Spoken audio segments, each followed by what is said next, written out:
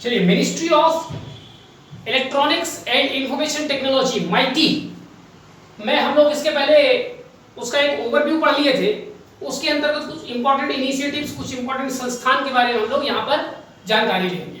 पहली इंपॉर्टेंट संस्था जो इस मिनिस्ट्री के अंतर्गत आती है वो है UIDAI, यानी unique identification authority of India. इसकी स्थापना 2009 में की गई थी। जब इसकी स्थापना की गई थी तो ये प्लानिंग कमीशन के अंतर्गत आता था। फिर 2014 में प्लानिंग कमीशन खत्म कर दिया गया तो ये नीति आयोग के अंतर्गत अंडर आ गया। लेकिन तब ये जो UIDAI थी ये कोई स्टैट्यूटरी बॉडी नहीं थी। 2016 में सरकार ने एक बिल पास किया पार्लियामेंट से, और ये जो UIDAI है ये 2016 में एक स्टैट्यूटरी बॉडी बन गया और इसको ministry of electronics and IT के अंतर्गत इसको रख दिया गया। हेडक्वार्टर्स का नई दिल्ली में। फंक्शन क्या काम करती है ये UIDAI? डेटा कलेक्शन फॉर आधार। जो आधार कार्ड हमें मिलता है उसके लिए जो डेटा कलेक्शन है, आइरिस स्कैन करते हैं यानी बायोमेट्रिक डेटा, हमारा नाम, बर्थ, डेट ऑफ बर्थ वगैरह, वो सारा डेटा कलेक्शन करने और उसको फिर आगे मेंटेन करने, फिर आधार कार्ड इशू करने, यानी आधार कार्ड से रिलेटेड सारा फंक्शन काम करने का UIDAI के पास है। UIDAI का डेटा सेंटर जहां पर सारा डेटा स्टोर हुआ है वो मानेसर में है। मानेसर गुरुग्राम के पास हरियाणा में स्थित है। आधार क्या है?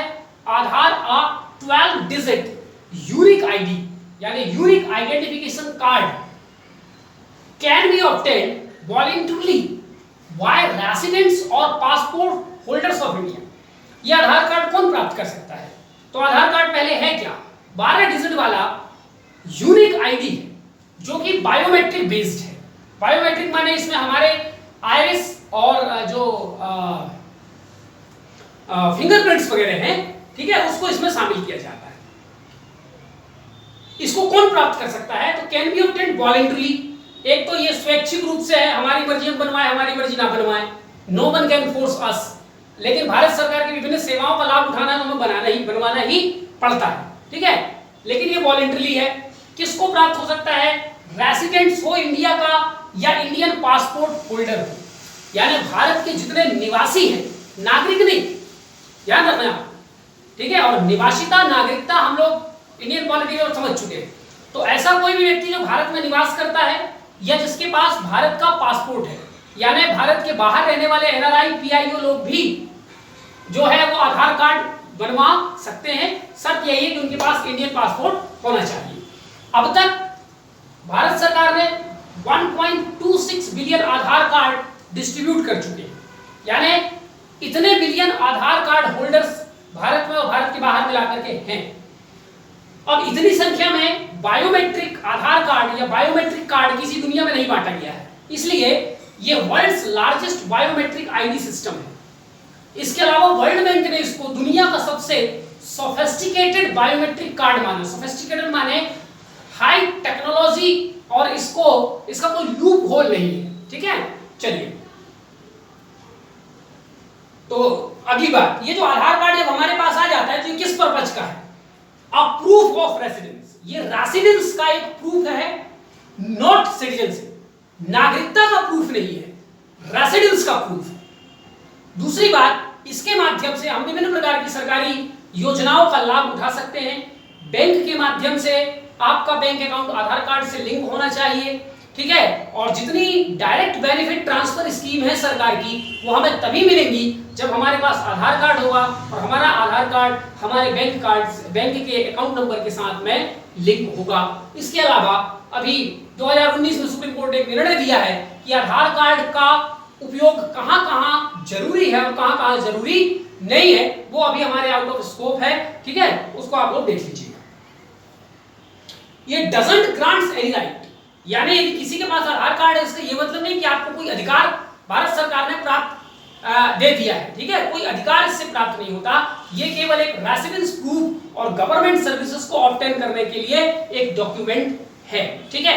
इसका ये मतलब भी नहीं है कि अगर आधार कार्ड आपके पास है तो बाकी ID कार्ड की आपको जरूरत नहीं है, कि वोटिंग कार्ड नहीं चाहिए, पैन कार्ड नहीं चाहिए, लाइसेंस नहीं, ऐसा नहीं है, ठीक है। तो ये किसी दूसरे ID को बाईपास भी नहीं करता, ये इंडिपेंडेंट है। और इसके आ जाने का मतलब ये नहीं है कि अदर जो अदर जो हमारे पास ID है वो सब खत्म हो गए, ठीक है। इसके अलावा आधार कार्ड क्या है? इसमें जो बायोमेट्रिक डेटा लेते हैं।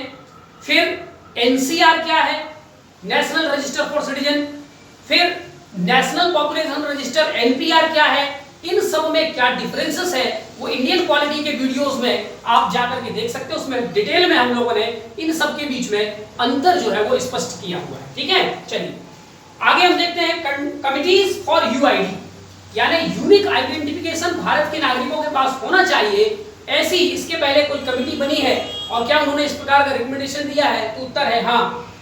सबसे पहली ऐसी कमिटी जिसने ये रिकमेंडेशन किया था कि भारत के नागरिकों के पास कोई ऐसी यूनिक आइडेंटिफिकेशन होनी चाहिए जिससे उसकी पहचान केवल उसी की पहचान बन के रह जाए और उसको ट्रेस किया जा सके। अभी जैसे इसके पहले वोटर आईडी था, लाइसेंस था, तो उसकी कॉपी वगैरह करके फ्रॉडबाजी करके कुछ भी हम बनवा लेते थे, लेकिन यूनिक आइडेंटिफिकेशन जो आधार है इसमें हमारा बायोमेट्रिक डेटा भी है। मान लीजिए डेट ऑफ बर्थ एक जैसा है, नाम एक जैसा है, पिता का नाम एक जैसा है, इवन एड्रेस एक जैसा है, लेकिन हमारे आइरिस और फिंगरप्रिंट एक जैसे नहीं होंगे तो फ्रॉडबाजी करने की इसमें कोई चांसेस नहीं है, इसलिए इसका नाम है यूनिक। यूनिक का मतलब हर व्यक्ति का एक पर्सनल यूनिक आईडी होगा और वैसी आईडी किसी दूसरे की नहीं हो सकती। ठीक है, तो इस प्रकार की जो आईडी है भारत में होनी चाहिए, इसकी कमिटी सबसे पहले रिकमेंडेशन किया था कारगिल रिव्यू कमिटी ने, जिसके अध्यक्ष थे सुब्रमण्यम, इसलिए इस कमिटी को सुब्रमण्यम कमिटी भी कहा जाता है। सुब्रमण्यम स्वामी नहीं, ये दूसरे सुब्रमण्यम थे। 1999 में ये कमिटी बनी थी। दूसरी कमिटी बनाई गई थी रंगराजन कमिटी 2000। ठीक है, इनको भारत में इकोनॉमिक सर्विसेज जो सरकार की है वो जनता तक पहुंचाने के लिए एक कमिटी बनाई गई थी। उसमें सरकार ने ये भी कहा था, ये कमिटी ने ये कहा था कि इकोनॉमिक सर्विसेज जो सरकार की ओर से भारत के लोगों को पहुंचाई जाती है उसके लिए भी हर व्यक्ति के पास एक यूनिक आइडेंटिटी होनी चाहिए ताकि सरकार की सेवाओं का मिसयूज ना किया जा सके। और फिर एक ग्रुप ऑफ मिनिस्टर, मंत्री समूह बनाया गया था जिसके अध्यक्ष एल के अडवाणी थे 2001 में। इन्होंने भी एक यूनिक आईडी भारत के लोगों के पास होनी चाहिए ऐसी रिकमेंडेशन दी थी। 2001 में ये रिकमेंडेशन आई, तो मतलब ये सारी रिकमेंडेशन चलती रही। फिर 2004 में सरकार ही बदल गई, फिर 2004 में नई सरकार आई, फिर उन्होंने लंबा चौड़ा विचार विमर्श करके इन्फोसिस के जो को फाउंडर थे नंदन नीलकेणी, उनके इनिशिएटिव्स में यूआईडीएआई की स्थापना 2009 में की गई। ठीक है, इसी काम के लिए। चलिए अब हम आगे देखते हैं भूधार क्या है। भूधार एक 11 डिजिट यूआईडी है फॉर लैंड पार्सल, माने भूमि का जो खसरा नंबर टाइप का होता है उसी टाइप का एक विशेष नंबर है 11 डिजिट, जो कि आंध्र प्रदेश की सरकार ने इसको शुरू किया। ठीक है, भूधार। चलिए अब हम नेक्स्ट टॉपिक में आते हैं, ओपन सोर्स सॉफ्टवेयर क्या है। हमने इसके पहले पूरी लिस्ट में पढ़ा था कि भारत में ओपन सोर्स सॉफ्टवेयर को रेगुलेट करने वाली जो मिनिस्ट्री है वो ministry of electronics and IT है। तो ओपन सोर्स सॉफ्टवेयर क्या होते हैं? A software for which the copyright holder grants user the rights to use, study, change and distribute the software to anyone and for any purpose. ऐसा software जिसने इस software को बनाया है उसके पास उस सॉफ्टवेयर का कॉपीराइट होगा। मान लीजिए मैंने कोई सॉफ्टवेयर बनाया और मेरा सॉफ्टवेयर ओपन सोर्स सॉफ्टवेयर है, तो वो ओपन सोर्स सॉफ्टवेयर का जो कॉपीराइट है वो मेरे पास होगा। तो यदि मेरा सॉफ्टवेयर ओपन सोर्स सॉफ्टवेयर है, इसका मतलब ये है कि मेरे सॉफ्टवेयर का उपयोग कोई भी व्यक्ति कर सकता है, कोई भी उसको इंटरनेट से, मोबाइल से डाउनलोड कर सकता है, उसका उपयोग कर सकता है, उसकी स्टडी कर सकता है, उसमें कुछ अपने हिसाब से चेंजेस कर सकता है, उसको किसी को भी दे सकता है। ठीक है, ऐसे सॉफ्टवेयर जिस पर कोई कॉपीराइट प्रतिबंध नहीं होता, ठीक है, कोई इंटेलेक्चुअल प्रॉपर्टी राइट वायलेशन नहीं होता, ऐसे सॉफ्टवेयर को ओपन सॉफ्टवेयर कहा जाता है। Nearly all free of cost, generally ज्यादातर जो ओपन सोर्स सॉफ्टवेयर होते हैं वो फ्री ऑफ कॉस्ट अवेलेबल होते हैं। ठीक है, चलिए अब हम अगला देखते हैं डिजीसाला। डिजीसाला क्या है? A free DTH channel to educate and inform people about various modes of digital payment। ये दूरदर्शन के DTH माने फ्री टू एयर सर्विस है, जिसमें 24 घंटे 7 दिन 365 दिन आपको डिजिटल पेमेंट के वेरियस मोड्स के बारे में जानकारी दी जाएगी। भीम ऐप क्या है, यूपीआई क्या है, फलाना ऐप क्या है, ठिकाना ऐप क्या है, इन ऐप से आप किस तरीके से सेफली तरीके से आप पैसे ट्रांसफर कर सकते हैं। ये तमाम डिजिटल पेमेंट को बढ़ावा देने के लिए ये डिजिशाला चैनल जो है वो शुरू किया गया है। ये डिजिशाला जो चैनल शुरू किया गया है वो डिजिधन मिशन का एक पार्ट है। तो डिजिधन मिशन क्या है? डिजिधन मिशन एक ऐसा मिशन है जिसका उद्देश्य भारत में डिजिटल पेमेंट, डिजिटल लिटरेसी को बढ़ाना है, इंडिया को एक डिजिटल इकोनॉमी बनाना है। ठीक है, चलिए अगली बात हम आते हैं national knowledge network, NKN। National knowledge network क्या है? National research and education network to provide a unified high speed network backbone for educational institute of India and Bhutan. पहली बात, ये 2 देशों में लागू है, इंडिया में तो है ही, साथ में भूटान भी इस सर्विस को जो है वो अवेल करता है। दूसरी बात क्या है कि नेशनल नॉलेज नेटवर्क एक हाई स्पीड इंटरनेट नेटवर्क है जो भारत के सभी एजुकेशनल इंस्टीट्यूट्स को आपस में जोड़ता है, ताकि उन एजुकेशनल इंस्टीट्यूट्स में काम करने वाले, मतलब रिसर्च करने वाले, एजुकेशन प्राप्त करने वाले लोग भारत के तमाम एजुकेशनल इंस्टीट्यूट के का जो डेटा है, उससे जुड़ी जो पढ़ाई लिखाई संबंधित जानकारी है, थीसिस है, उन सबको आसानी से हाई स्पीड इंटरनेट के माध्यम से प्राप्त कर सके, ताकि भारत में रिसर्च और एजुकेशन की जो गति रुकी हुई है वो बढ़ सके। ठीक है, सारे कॉलेजेस को आपस में जोड़ दिया गया है इस नेटवर्क के माध्यम से। चलिए प्रगति, प्रोएक्टिव एंड टाइमली इंप्लीमेंटेशन करके एक कार्यक्रम शुरू किया गया था, जिसका फुल फॉर्म हम इसके पहले वाले वीडियो में समझ चुके हैं। ये क्या है? NICT platform. ICT माने इंफॉर्मेशन एंड कम्युनिकेशन टेक्नोलॉजी। तो एक information and communication technology platform है जिसको प्राइम मिनिस्टर ऑफिस ने बनाया है, और ये प्राइम मिनिस्टर ऑफिस में ही काम करता है। ठीक है, इस प्लेटफॉर्म के माध्यम से जो प्राइम मिनिस्टर साहब हैं वो भारत में जितने केंद्र सरकार की योजनाएं चल रही हैं उन योजनाओं को वो रिव्यू कर सकते हैं और उसकी मॉनिटरिंग कर सकते हैं। उसमें जहां कहीं डिले होगा, जहां कहीं कमी होगी, उसमें प्राइम मिनिस्टर खुद उस बात को समझ करके और उस चीज को टाइमली एग्जीक्यूट करने की कोशिश करेंगे। इसके अलावा इस प्लेटफॉर्म के माध्यम से जो प्राइम मिनिस्टर ऑफ इंडिया है वो भारत के जो डिफरेंट स्टेट्स हैं उनके CM के साथ डायरेक्ट इंटरेक्ट होकर के उनसे भी इनपुट ले सकते हैं कि आपके स्टेट्स में यदि कोई सेंट्रल गवर्नमेंट की प्रोजेक्ट चल रही है तो उसकी क्या प्रोग्रेस है, उसमें क्या कमी है, और उस हिसाब से प्राइम मिनिस्टर डायरेक्ट उस चीज को एड्रेस कर सकेंगे। ये है प्रगति प्लेटफॉर्म। अगला हम आते हैं मीडिया लैब एशिया।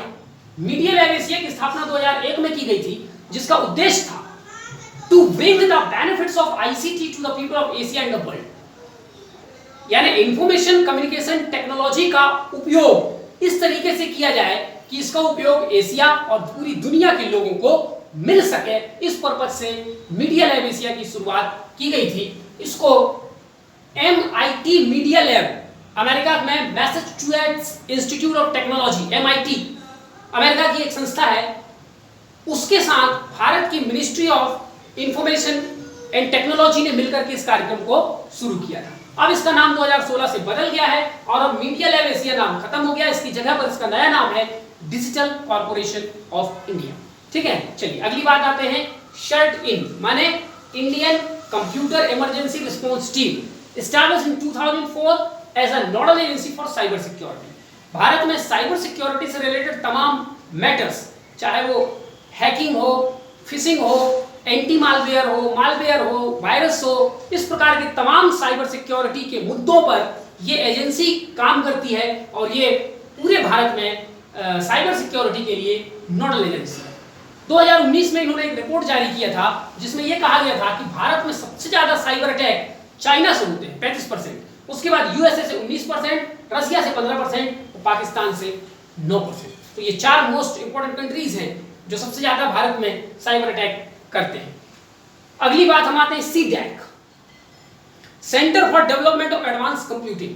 भारत में super computer, cloud computer, grid computer, optical computer, माने हाई स्पीड परफॉर्मिंग वाले जितने भी कंप्यूटर प्रोग्राम्स हैं उनके लिए इस संस्था की स्थापना की गई थी 1988 में, जिसका हेडक्वार्टर पुणे में। इसकी शुरुआत ऐसे हुई थी कि 1987 में भारत सरकार ने अमेरिका से कहा था कि आप हमको एक सुपर कंप्यूटर दीजिए।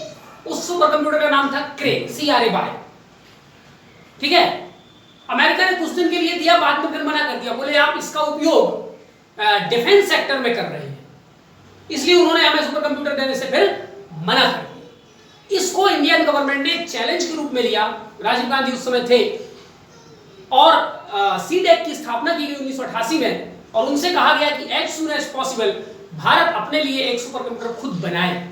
सीडेक ने उस चैलेंज को पॉजिटिवली लिया और भारत का पहला सुपर कंप्यूटर इन्होंने बनाया 1991 में, और उसका नाम रखा गया परम 8000, परम 8000।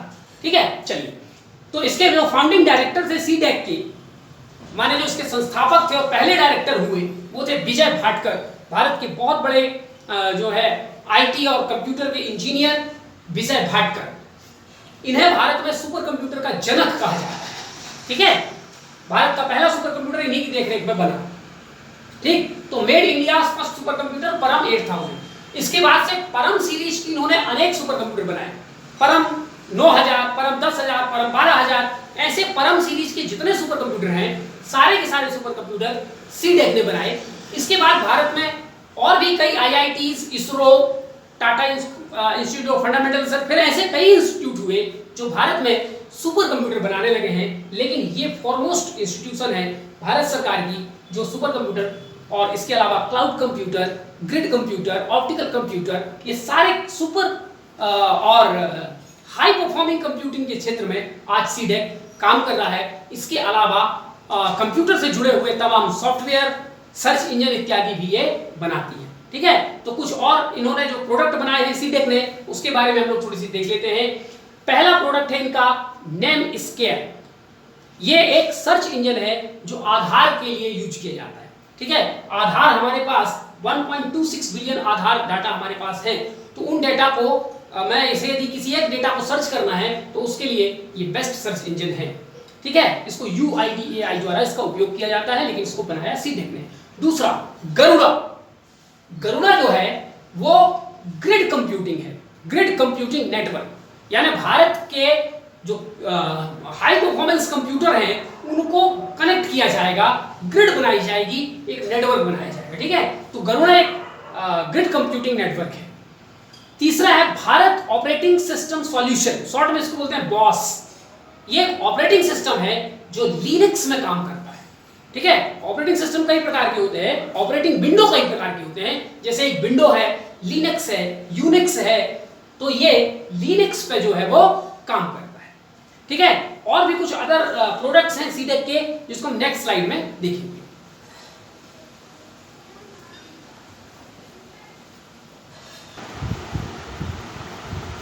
चलिए, सीडेक का तीसरा प्रोजेक्ट है श्रुत लेखन। क्या है ये? Hindi language speech recognition software application. माने हिंदी में कोई आदमी बोलेगा तो उसको वो टेक्स्ट में बदल देगा। ठीक है, श्रुत लेखन। चौथा, e Mahashabdkosh, Hindi to English और English to Hindi online dictionary है। पांचवी बात, चित्रांकन। चित्रांकन एक डिवाइस है, optical character recognition device, optical. ठीक है, बैंक वगैरह में इसका उपयोग किया जाता है। इसको इंडियन स्टैटिस्टिकल इंस्टीट्यूट कोलकाता और सीडेक ने मिलकर बनाया है। छठवां, इसके सपोर्ट में एक इंस्टीट्यूट खोला गया है, national digital crime resource and training centre, जो कि हैदराबाद में लोकेटेड है। इस प्रकार से सीडेक की सारी जानकारी यहाँ पर कंप्लीट हो जाती है, और ministry of electronics and IT भी यहाँ पर समाप्त हो जाती है। कुछ और चीज़ें छोटी मोटी जो उसमें छुट्टी होंगी उसको आप लोग अपने लेवल पे कवर कर लीजिएगा। ठीक है, अब हम लोग जो है नेक्स्ट वीडियो अपना शुरू करेंगे टूरिज्म का।